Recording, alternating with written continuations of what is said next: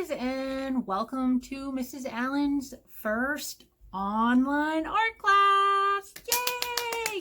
Today we're going to work on symmetrical designs. Symmetrical means it's the same on both sides. Like, think of like a butterfly and how their wings are the same on both sides. That means it's a symmetrical design. So our design is going to be the same on both sides. So this video is for you to rewind if you missed something or if you don't understand something. Please feel free to contact me. I'm going to try to answer any questions that you might have, just like I would in my regular class. And if you have a question, you can always go back on Google Classrooms and text me and contact me. All right, guys, let's get started. All right, guys, I have to reshoot this video because my first one came out blurry. So my lines aren't going to look the same as when my final project that I'm going to show you later. So here are the first steps to your symmetrical design that you're going to be making. So I'm going to first fold these corners and line up the corners the best I can. Hold this side down with my hand, and then I'm going to push this side down. I kind of push away this way. Now I'm going to make a line. It's going to that's going to show movement. Right? That's a principle of design. Another principle of design. We're learning about balance, and then after we learn about balance, we're going to learn about movement. And to make a line look like it's moving, I'm going to pretend like this is a little like car or a plane or a bird. And I'm going to start right on this crease. I don't want to go on this side with my drawing. I'm going to stay on this side. I'm going to pretend this crease is a wall. And I'm going to press pretty hard. Boing. And then I'm going to make it come right around. I like to almost touch that line. Not too much, guys. Keep it kind of simple. All right, so here's my drawing on one side. You guys can see that. And then I'm going to refold it over. I'm going to take any kind of marker or hard surface that has a smooth, round part to it. And I'm going to rub the back. Press pretty hard. So I'm going really fast back and forth, but I'm moving it slowly down the page. And what this is doing is taking the graphite, pencils are made with graphite and dust that is compressed, and it's going to push, it's going to rub over to the other side. And then you're going to get that nice symmetrical drawing, right? It's going to look like a mirror image. And this is much easier than trying to look and draw it by yourself. Oh, so it's pretty good. I can see it. It's very, very, very light. So, I see this line doesn't show right here, so I'm just going to do it again.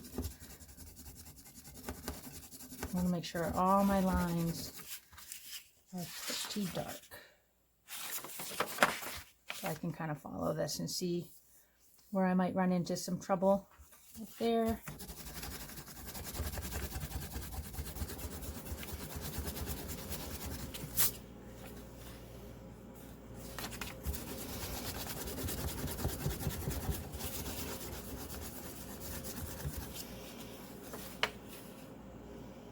All right, that looks good. I can see the lines. So then I'm going to come around and retrace that.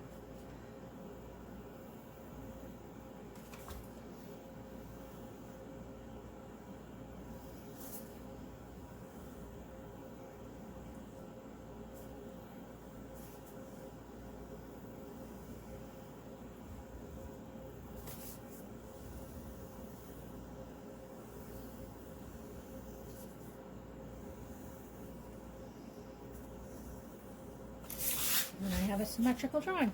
Next step after this is to use Sharpies. Remember, don't press too hard with your Sharpies because then they won't be sharp anymore.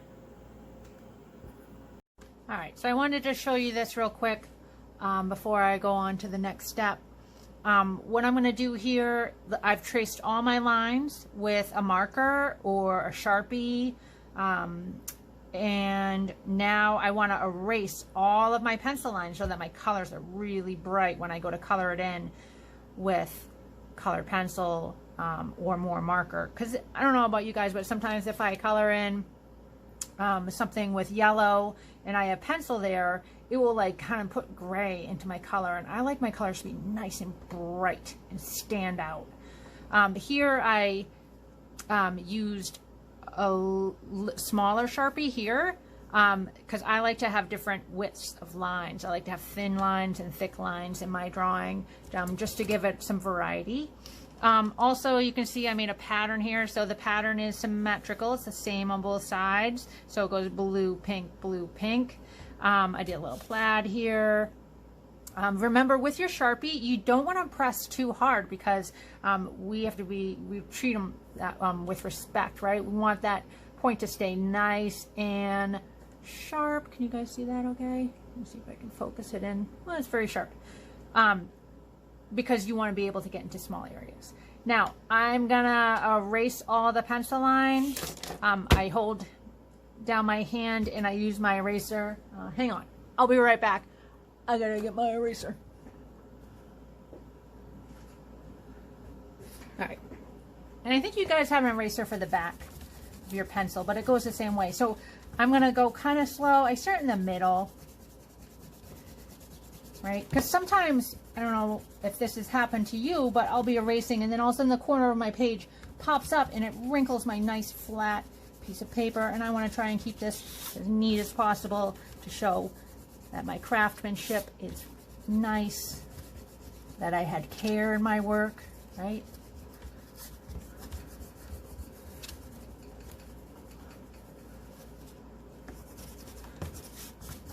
Ooh, there's a lot of little dust boogies kicking around here. So, oh, see?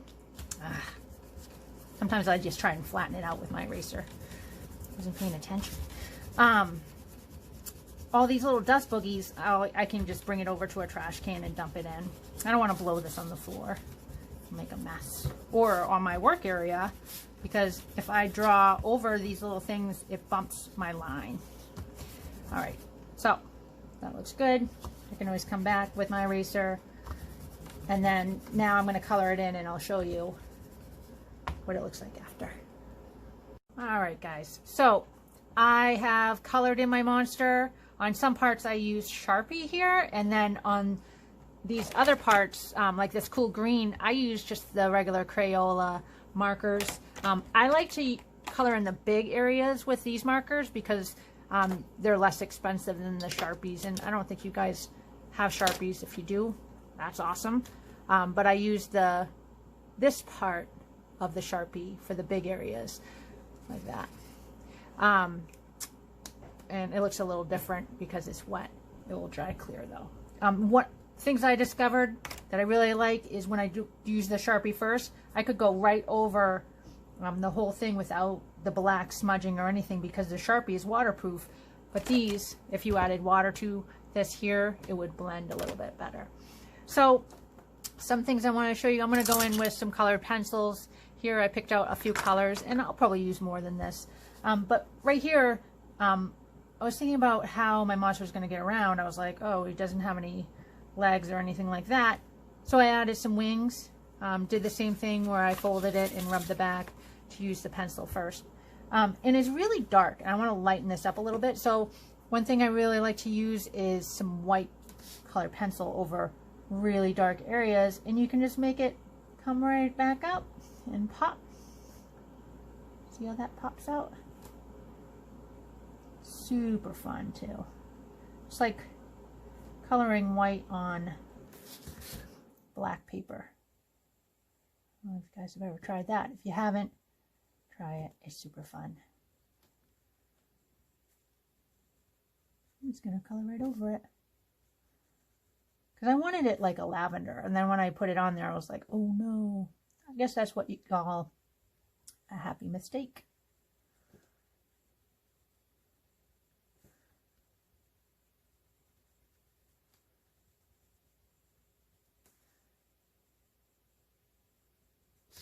That pops right out. I like that.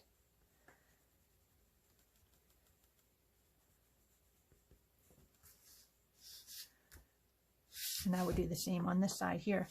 I'm not going to do that now. I want to show you a different thing. I want to show you how I would shade these scales. So that's why I like to go in with colored pencil after.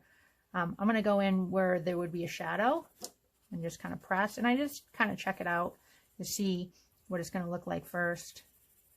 I press kind of hard, not so hard that the pencil breaks. And then as I go to this side, I'm lifting up on my pencil so that it like fades.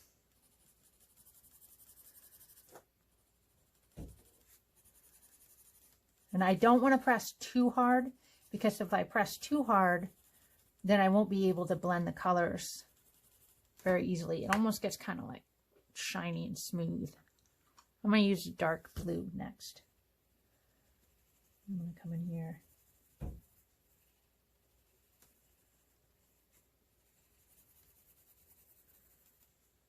It's a little too dark for me, but that's okay. I'm going to make it work.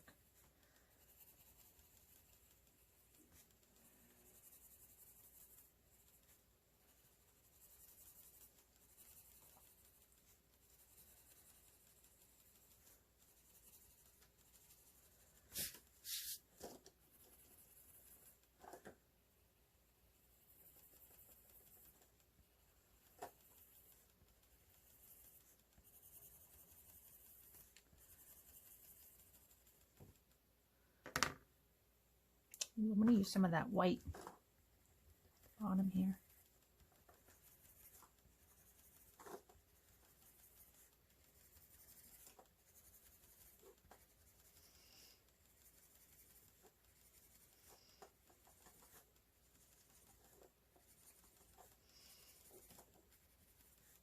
All right. There's some shadow. You can see the difference. I mean, I think this looks better over here. So I'm going to keep going on this, and then I'm going to show a picture of the final product. And I would like you to send me a picture of your final product too. One thing I forgot to mention is I always have to write my name at the bottom right-hand corner so that you know who did this artwork, because otherwise I'm not going to know if you did it or not. So make sure you have your signature down here nice and clear. And I can't wait to see what you do. Thanks, guys.